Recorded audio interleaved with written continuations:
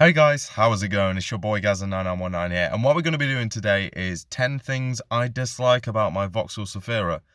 Now, don't get me wrong, I do like the car all in all, but there are a few things that just sort of grind my gears a bit, and I'm going to share them with you today. The first thing that does it for me about this car is that the fact that everything on the interior is plastic, so you get like these sort of creaky noises when you're driving, especially when the car's cold. And I know it's something like really petty, but it's just like I say, when you're driving and you hit the slightest sort of bump in the road or something like that, then you can hear the interior creaking, and it's just, I don't know, it just feels tacky. The next thing on the list is something I'm not a massive fan on, and that's this piano black.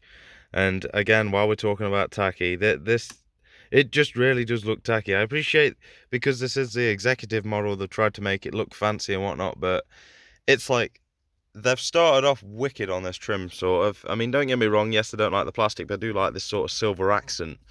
And if they'd have carried this on throughout here, it would have probably looked a bit more stylish.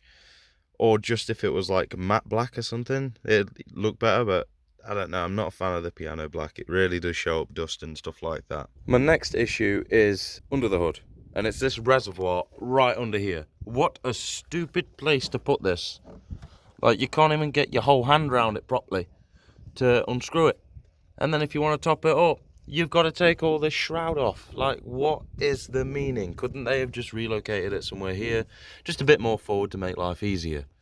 I don't know, but either way, it's an absolute pain. Now, I know one of the perks of this car is safety, but for all that safety, you've got to pay the price of ridiculously thick A-pillars.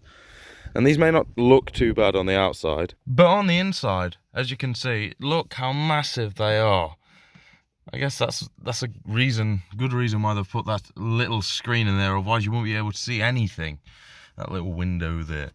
But either way, it's such a thick A-pillar. Right then, so the next thing on the list, which really does irritate me, and this actually boils my blood, is the fact that it's a big people carrier, and you know, you think it'd have loads of fancy storage compartments and all that, and most of all, you'd think it would have a lot of cup holders. But no, you've got this one singular cup holder. Now, don't get me wrong, in the back seats you have got two, but when you're driving, you don't sit in the back seats, you sit in the front seats. And you think, oh, well, I've got that cup holder there. Maybe, just maybe, we'll have some more cup holders in the glove box. But no, there are no cup holders in the glove box whatsoever. So, there you go. Big people carrier, one cup holder. Next thing on the list is the fans. And there's a reason I've chose this, because where I work, it's about roughly a 20-minute drive away from my house, and it's been really cold lately, and I've noticed this car just doesn't like warming up on shortish drives. I've noticed you need to ideally be driving for about, I don't know, anything over 20 minutes, and then you'll be happy, you'll be nice and warm. But I think what it's to do with is because of obviously the recall with these, with the blower motor behind the glove box deciding to set the car on fire, and they've obviously recalled it and redone that.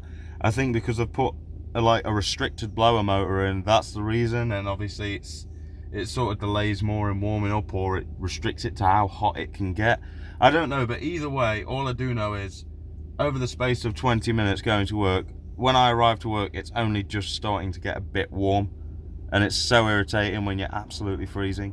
Whereas in the Fiesta, I shouldn't really be comparing this car to the Fiesta, because it's a completely different car. But in the Fiesta, 5 minutes, you're nice and toasty.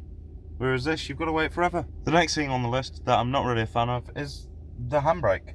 Who actually decided a Thunderbird's handbrake was a good way to go? Because the problem is, every time I go to set off, I just think Thunderbirds a go. That's it. That's all I think of. And I just don't understand it. And it's all plastic. Right.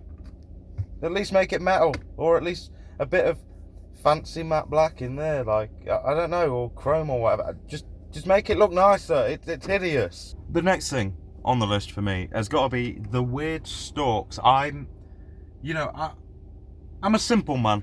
I like the idea of putting your indicator on, it's staying on, and then it chucking itself off when you go around a corner, or just flicking it off. Whereas the indicators on these, obviously, you flick them on, and then they go back to central.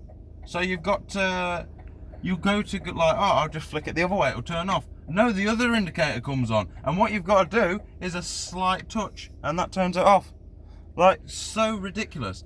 I mean, one feature I do kind of like, and I somewhat like, is just the fact that you tickle it, and you get like 3 indicators. But then you've got to try, I understand that's lane changing indication, but then you've got to try and quickly get into the other lane with those 3 indicators. Otherwise, you're just going to indicate, look like you've changed your mind, don't want the lane, and then you're going to go into another lane and cause a 10-car pile-up.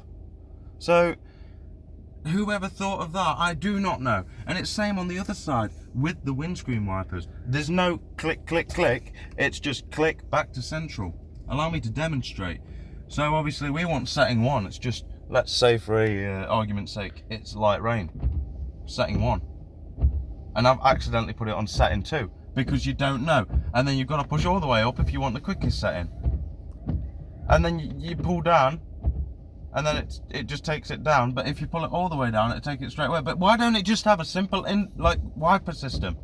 And then you've got to listen for a certain click to listen that they're off. Now the back one started. I've turned it off now, but you've got to listen for a simple click if you hear that.